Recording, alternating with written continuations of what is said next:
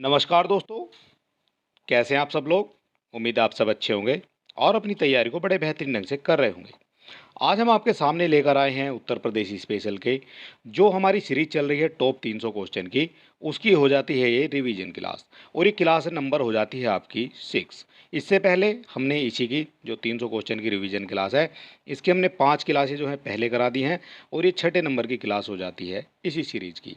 और इसमें टोटल आपको कितने क्वेश्चन मिल गए हैं, तो टोटल आपको मिल जाते हैं इसमें 300 क्वेश्चन। ठीक है, सारे इंपॉर्टेंट हो जाते हैं आपकी सभी परीक्षाओं के लिए। और एक दो दिन में आपको जो है 300 क्वेश्चन की एक मैराथन भी देखने को मिलेगी उत्तर प्रदेश स्पेशल की। ठीक है, ये भी आपको ध्यान रखना है। और आज हम शुरू करेंगे अपना ये वीडियो और लास्ट वीडियो हो जाता है ये हमारा इस सीरीज का। 251 नंबर से शुरू करेंगे और ये 300 तक जो है हम जाने वाले हैं। ठीक है, 300 या 301 जो है क्वेश्चन आपको मिल जाएंगे। और वीडियो शुरू करने से पहले अगर आप चैनल पर नए हैं तो आप हमारे चैनल को सब्सक्राइब अवश्य करें, क्योंकि हमारे चैनल पर कम समय में बेहतर तैयारी के लिए काफ़ी कंटेंट उपलब्ध कराया जाता है।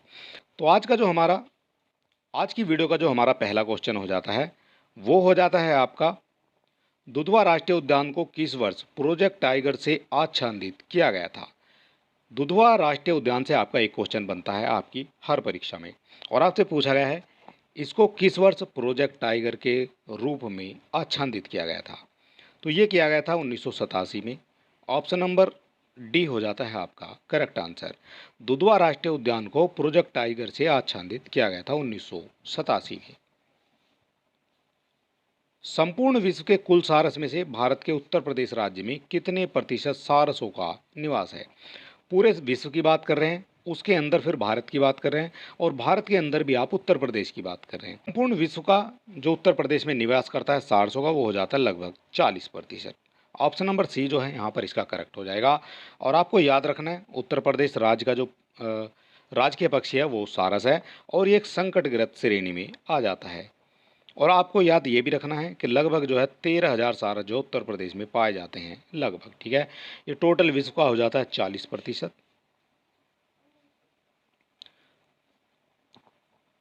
कैमूर वन्यजीव विहार उत्तर प्रदेश के किस जिले में स्थित है। कैमूर वन्यजीव विहार की बात हो रही है तो ये हो जाता है आपका मिर्ज़ापुर में भी आ जाता है और एक आपका सोनभद्र में मिल जाएगा। ठीक है, ये जो है बिल्कुल बॉर्डर पर दिया गया है तो दोनों में जो है डिवाइड हो जाता है। तो कैमूर वन्यजीव विहार जो है ये आपका मिर्ज़ापुर सोनभद्र में जो है दोनों में ही हो जाता है। तो ऑप्शन नंबर सी जो है यहाँ पर इसका करेक्ट हो जाएगा। ऑप्शन नंबर सी जो है आपका करेक्ट हो जाएगा। और इससे इंपॉर्टेंट और क्या हो सकता है आपकी परीक्षा के लिए वो भी हम देख लेते हैं। तो कैमूर की पहाड़ियाँ उत्तर प्रदेश की सीमा के पास सोन नदी के पश्चिमी तट पर स्थित हैं। ये कैमूर की पहाड़ियों में मिल जाती है आपकी। और कैमूर जो वन्यजीव अभ्यारण्य है वो 1982 में स्थापित हुआ था और ये व्यापक रूप से जो है फैला हुआ काफ़ी बड़ा है और वहाँ तक जो है फैला है। इसमें मिर्ज़ापुर सोनभद्र जिले की जो सीमा है वो इसके अंतर्गत आ जाती है।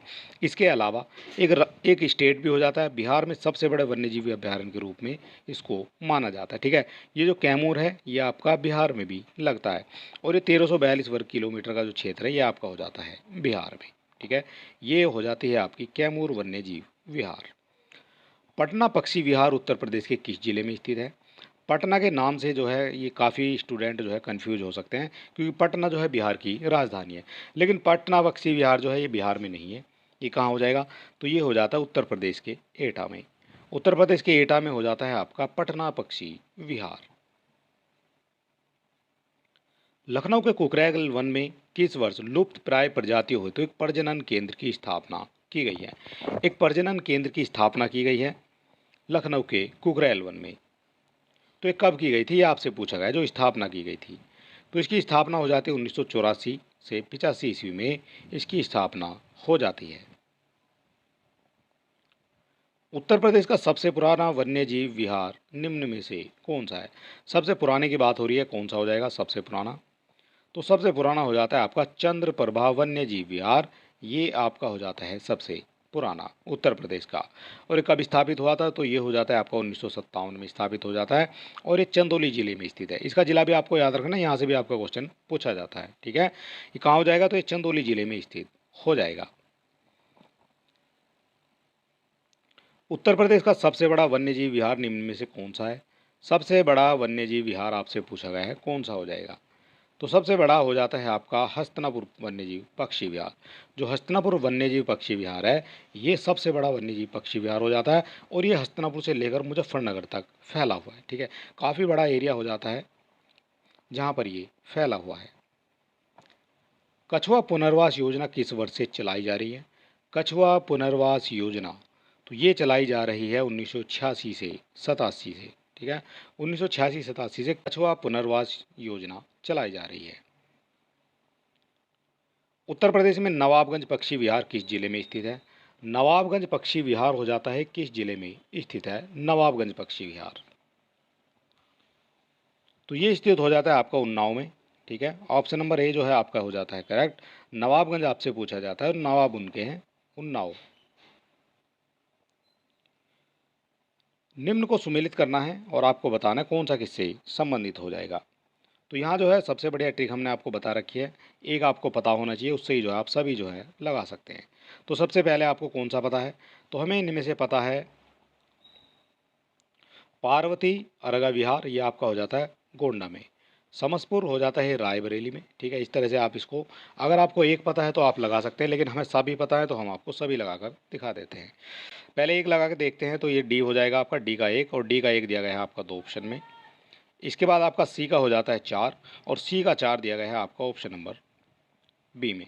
यही हो जाएगा इसका करेक्ट आंसर। कुछ इस तरह से भी आप इसको कर सकते हैं। बाकी अगर हमें सभी पता है तो हम लगा सकते हैं। ओखला वन्यजीव विहारी उत्तर प्रदेश में हो जाएगा और नवाबगंज हो जाता है ये उन्नाव में। ठीक है, इस तरह से भी आप इसको लगा सकते हैं। सोनभद्र में निम्न में से कौन सी धातु पाई जाती है? सोनभद्र में निम्न में से कौन सी धातु पाई जाती है? तो ये धातु पाई जाएगी आपकी यूरेनियम। तो ये आपका पाया जाता है ललितपुर में। ठीक है, ये आपका मिर्ज़ापुर सोनभद्र में नहीं पाया जाएगा। यूरेनियम ललितपुर में पाया जाएगा। तो एक वाले जितने भी हैं वो सब आपके गलत हो जाएंगे। एक इसमें ये गलत, एक दूसरे में ये गलत, एक इसमें ये गलत। बचा कौन सा? आपका बी बच जाता है। ठीक है, 2, 3 और 4, और ये एंडोलोसाइट, पाइराइट और डोलोमाइट, ये तीनों जी हैं, ये पाए जाते हैं आपके सोनभद्र में। इस तरह से आप इसके करेक्ट आंसर लगा सकते हैं। तो करेक्ट आंसर कौन सा हो जाता है? ये हो जाता है आपका बी। राज्य में एक बब्बर शेर सफारी कहाँ स्थापित किया गया था? बब्बर शेर सफारी स्थापित किया गया था, तो ये किया गया था आपका इटावा में। ऑप्शन नंबर सी हो जाता है इसका करेक्ट आंसर।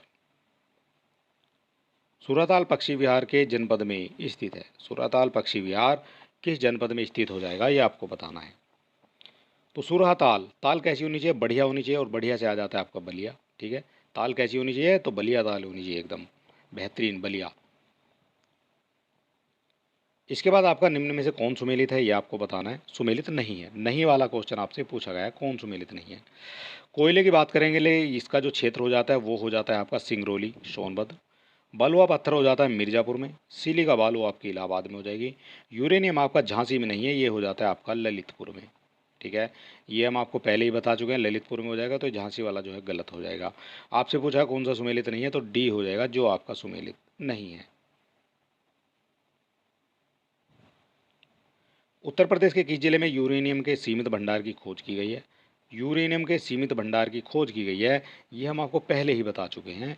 यूरेनियम के जो भंडार हैं ये आपको मिल जाते हैं ललितपुर में। ऑप्शन नंबर ए जो है यहाँ पर भी आपका करेक्ट हो जाता है। निम्न में से कौन सा एक खनिज उत्तर प्रदेश में नहीं पाया जाता है?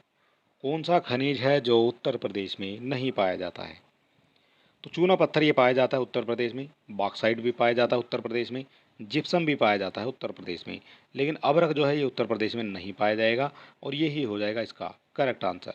आपसे पूछा गया था कौन सा एक खनिज उत्तर प्रदेश में नहीं पाया जाता, तो अभ्रक जो है ये उत्तर प्रदेश में नहीं पाया जाएगा। उत्तर प्रदेश राजकीय रोडवेज नामक संगठन के द्वारा पहली बस सेवा की शुरुआत कब की गई थी? पहली बस सेवा की जो शुरुआत है उत्तर प्रदेश राजकीय रोडवेज के द्वारा, वो कब की गई थी? तो ये की जाती है आपकी 15 मई 1947 को। ऑप्शन नंबर ए जो है ये आपका हो जाता है करेक्ट।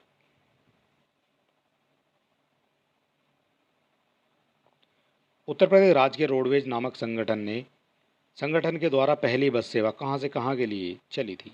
कहाँ से कहाँ के लिए चली थी पहली बस सेवा?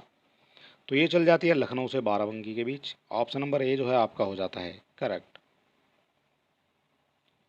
उत्तर प्रदेश राज्य रोडवेज का नाम बदलकर उत्तर प्रदेश राज्य सड़क परिवहन निगम कर दिया गया था। तो राजकीय रोडवेज का नाम बदला गया था। उत्तर प्रदेश का जो राजकीय रोडवेज है उसका नाम बदला गया था, तो उसका नाम हो जाता है, कब बदला गया था ये आपसे पूछा गया है। तो ये बदला गया था आपका 1 जून 1972 को। ऑप्शन नंबर ए हो जाता है यहाँ पर करेक्ट आंसर। उत्तर प्रदेश राज्य सड़क परिवहन निगम का मुख्यालय कहाँ स्थित है? मुख्यालय आपसे पूछा गया है तो ये हो जाता है आपका लखनऊ में। ऑप्शन नंबर बी जो है यहाँ पर करेक्ट आपका होने वाला है। सारे क्वेश्चन इंपॉर्टेंट हैं और आपको सभी क्वेश्चन को एक बार देख लेना है। ग्रामीण क्षेत्रों सस्ती व सुलभ यात्रा हेतु लोहिया ग्रामीण बस सेवा कब शुरू की गई थी? ग्रामीण क्षेत्रों में शुरू की गई थी सस्ती व सुलभ यात्रा हेतु। तो ये हो जाता है आपका 2015 में। ठीक है, 2015 में लोहिया ग्रामीण बस सेवा शुरू की गई थी और इसका जो किराया है वो सामान्य बसों से 25% कम हुआ करता था। भारत के कुल नेटवर्क में उत्तर प्रदेश का कौन सा स्थान है? भारत के कुल रेल नेटवर्क का उत्तर प्रदेश में कौन सा स्थान है? तो उत्तर प्रदेश का स्थान हो जाता है पूरे भारत में पहला स्थान। उत्तर प्रदेश में प्रथम रेलगाड़ी कब चलाई गई थी? तो ये चलाई जाती है आपके 1859 में। ऑप्शन नंबर ए हो जाते हैं आपके करेक्ट आंसर।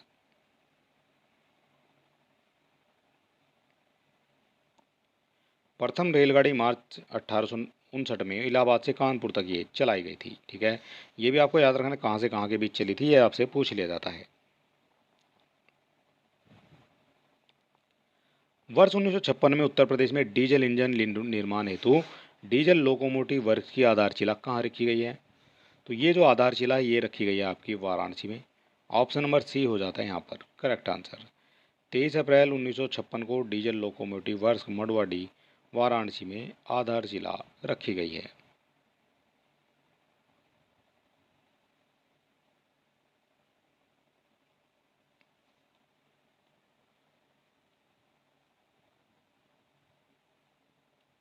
निम्न में से किसका प्रयोग राष्ट्रीय जलमार्ग के रूप में किया जा रहा है? राष्ट्रीय जलमार्ग के रूप में किया जाता है इलाहाबाद से हल्दिया। ऑप्शन नंबर ए हो जाता है इसका करेक्ट आंसर। उत्तर दक्षिण और पूर्व पश्चिम जो गलियारे वो कहाँ मिलेंगे? तो ये मिल जाते हैं आपके झांसी में। ये आपका हो जाता है उत्तर से दक्षिण और ये हो जाता है आपका पूर्व से पश्चिम। तो ये जो जगह है जहाँ पर ये मिलेंगे ये स्थान माना जाता है आपका झांसी का। ठीक है, ऑप्शन नंबर ए हो जाता है आपका करेक्ट आंसर। सूची को सूची 2 से सुमेलित करना है और आपको बताना है सभी जो है किस किस से संबंधित हो जाएंगे। तो सबसे पहले बात करेंगे जिसका हमें पता है, तो हिंडन जो है गाजियाबाद में हो जाता है। सी का एक दिया गया है आपका ऑप्शन नंबर बी में भी है और सी में भी है। इसके बाद चकेरी जो है कानपुर में हो जाएगा। बी का 3 हो जाएगा और बी का 3 भी जो है यहाँ पर दिया गया है। और इसी तरह से बामरोली जो है ये आपका हो जाता है इलाहाबाद में और फुर्सतगंज जो है ये आपका हो जाता है रायबरेली में। तो आपका जो है पूछा गया है बामरोली, तो ए का 4 हो जाएगा और ए का 4 दिया गया है आपका ऑप्शन नंबर बी में। बी का 3 हो जाएगा, सी का 1 हो जाएगा और डी का हो जाता है आपका 2। ऑप्शन नंबर बी हो जाएगा यहाँ पर करेक्ट आंसर। यमुना एक्सप्रेसवे किन के बीच स्थित है? यमुना एक्सप्रेसवे ये किन के मध्य स्थित है? तो ये हो जाता है आगरा से ग्रेटर नोएडा के मध्य हो जाता है आपका यमुना एक्सप्रेसवे।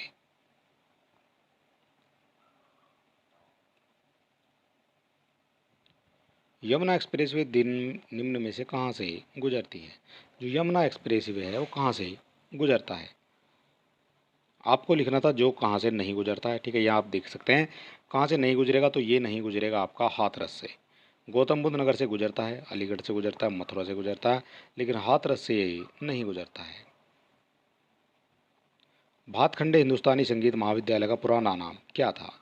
पुराना नाम हो जाता है इसका मेरिस कॉलेज ऑफ हिंदुस्तान म्यूजिक। पुराना नाम हो जाता है भातखंडे हिंदुस्तानी संगीत महाविद्यालय का। बात करेंगे इसके बारे में। 15 जुलाई 1926 को marriage college of Hindustani music की नींव पड़ी थी। कब? 15 जुलाई 1962 को। Marriage college of Hindustani music का नाम बदलकर भातखंडे हिंदुस्तानी संगीत महाविद्यालय कब कर दिया गया है? कब किया गया था ये आपको बताना है। तो ये जो किया गया था ये किया गया था आपका 1960 में। ऑप्शन नंबर हो जाता है आपका ए करेक्ट।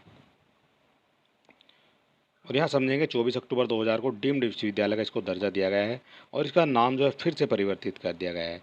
और अब जो इसका नाम हो जाता है वो हो जाता है आपका भातखंडे संगीत संस्थान। ठीक है, ये हो जाता है इसका नया नाम।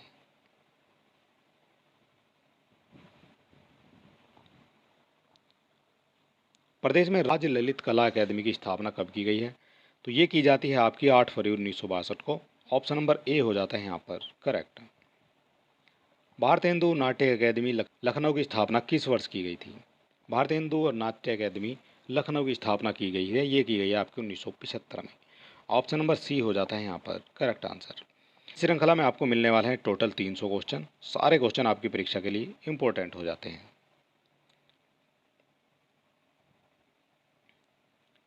राष्ट्रीय कथक संस्थान कहाँ स्थित है? तो ये हो जाता है आपका लखनऊ में। और स्थापना जो इसकी 88 और 89 में हो जाती है। 88-89 में जो है इसकी स्थापना हो जाती है राष्ट्रीय कथक संस्थान की। उत्तर प्रदेश में जनजातीय लोक कला संस्कृति संस्थान की स्थापना कब की गई है? कब की गई स्थापना? तो ये हो जाती है आपकी 1996 में। ऑप्शन नंबर बी हो जाता है इसका करेक्ट आंसर। किस शासक के शासनकाल में मथुरा कला शैली अपने चरमोत्कर्ष पर पहुंची थी? किस शासक के शासनकाल में पहुंच जाती है? तो ये पहुंच जाती है कुषाण के काल में। ठीक है, कुषाण शासकों के काल में मथुरा कला अपने चरमोत्कर्ष पर पहुंच जाती है। सारनाथ उत्तर प्रदेश के किस जनपद में स्थित है? तो सारनाथ हो जाता है ये वाराणसी में।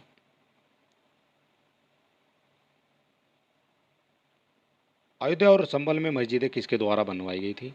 एक अयोध्या में बनी है, एक संभल में बनी है। तो ये बनी है आपकी बाबर के द्वारा। ऑप्शन नंबर ए हो जाता है यहाँ पर करेक्ट आंसर। बाबर के द्वारा अयोध्या और संभल में मस्जिदें बनवाई गई थी। रूमी दरवाज़ा उत्तर प्रदेश के किस शहर में स्थित है? रूमी दरवाज़ा तो ये हो जाता है आपका ए यानी लखनऊ। लखनऊ में स्थित हो जाता है आपका रूमी दरवाज़ा। और कई बार आपसे इस यहाँ से क्वेश्चन बनता है। और यह अवध के नवाबों के द्वारा बनवाया गया था रूमी दरवाज़ा।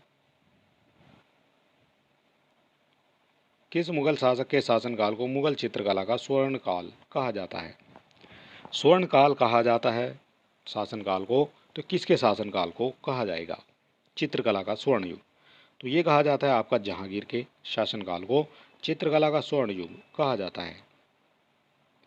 आगरा में एक चित्रशाला निर्माण भी करवाया गया था इनके द्वारा।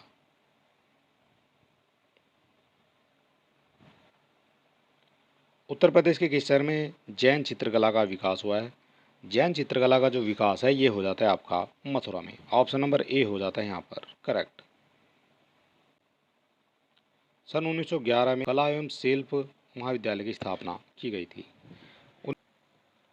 1911 में की जाती है आपकी स्थापना महाविद्यालय की। तो ये की जाती है आपकी लखनऊ में। ऑप्शन नंबर ए हो जाता है यहाँ पर करेक्ट आंसर। किस वर्ष काशी हिंदू विश्वविद्यालय में भारत कला भवन की स्थापना की गई थी? भारत कला भवन की जो स्थापना वो की जाती है, तो ये की जाती है आपकी काशी हिंदू विश्वविद्यालय में। और इसका ईयर भी याद रखना, तो 1950 में जो है ये हो जाती है। ठीक है, काशी हिंदू विश्वविद्यालय भारत कला भवन की स्थापना 1950 में हो जाती है। संगीत का बाइबल किसे रचना को कहा जाता है? किस रचना को कहा जाएगा संगीत का बाइबल? तो संगीत का जो बाइबल है ये हो जाता है आपका नाट्य शास्त्र। ऑप्शन नंबर बी हो जाता है यहाँ पर करेक्ट आंसर। निम्न में से किसका जन्म उत्तर प्रदेश के कासगंज जिले के पटियाली गांव में हुआ था? कौन हो जाते हैं जो पटियाली गांव में जिनका जन्म हुआ था? तो ये हो जाते हैं अमीर खुसरो। ऑप्शन नंबर ए हो जाता है यहाँ पर करेक्ट आंसर। और इनका जो जन्म है 1223 ईस्वी में हो जाता है।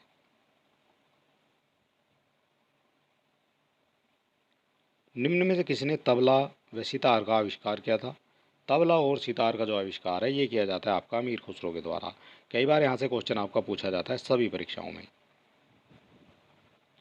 उत्तर प्रदेश में पुरातत्व विभाग की स्थापना की गई थी। पुरातत्व विभाग की जो स्थापना है तो ये की जाती है आपकी 1957 में। ऑप्शन नंबर डी हो जाता है इसका करेक्ट आंसर। उत्तर प्रदेश में स्थापत्य कला के सबसे प्राचीन नमूने कहाँ मिलते हैं? सबसे प्राचीन नमूने कहाँ मिलते हैं? मिलते हैं आपके मौर्य काल में। ठीक है, मौर्य काल में स्थापत्य कला के सबसे प्राचीन नमूने मिलते हैं। स्थापत्य के टर्की शैली का उत्कृष्ट नमूना कौन सा है? स्थापत्य के टर्की शैली का जो उत्कृष्ट नमूना है ये हो जाता है अटाला मस्जिद। ऑप्शन नंबर ए जो है ये आपका हो जाता है करेक्ट। चित्रकला के लखनऊ शैली, वास्त तथा टप्पा शैली के प्रणेता कौन हो जाते हैं? वास्त तथा टप्पा शैली के जो प्रणेता हैं वो हो जाते हैं Asit Kumar Haldar. Option number B हो जाता है यहाँ पर करेक्ट आंसर। ये हो जाएगा आज का हमारा लास्ट क्वेश्चन। 301 क्वेश्चन हमने पूरे करा दिए हैं। उत्तर प्रदेश के चित्रकला विकास में ग्राफिक विद्या की शुरुआत किसके द्वारा की गई है? शुरुआत किसके द्वारा की गई है? तो ये की गई है आपकी ललित मोहन सेन के द्वारा। ऑप्शन नंबर सी हो जाता है यहाँ पर करेक्ट। और आज का वीडियो हमारा जो है ये समाप्त होता है। टोटल हमने इसमें आपको 300 क्वेश्चन दे दिए हैं। अगर अभी तक आपने हमारे चैनल को सब्सक्राइब नहीं किया तो आप सब्सक्राइब कर सकते हैं। वीडियो को अपने दोस्तों में भी शेयर कर सकते हैं। तो चलिए दोस्तों, मिलते हैं नेक्स्ट वीडियो में। तब तक के लिए नमस्कार, जय हिंद।